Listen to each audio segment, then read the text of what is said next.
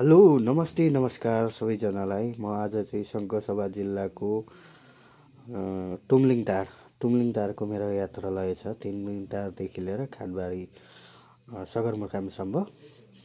त्यसै गरी देख्न सक्नुहुन्छ तुमलिङटारको दृश्य सङ्खसभाको।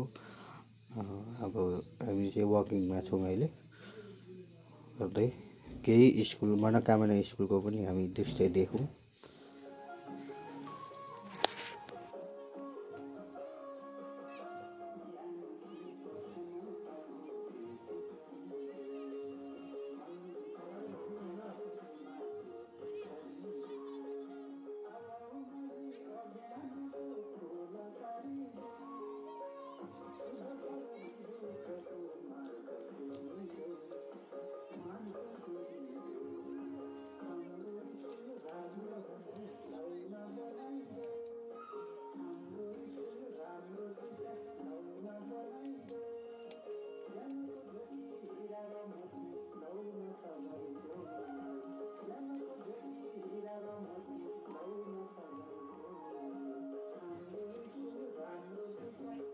ल है ताजा सुन्तला हेर्नुहोस् त, कति मिठो सुन्तला।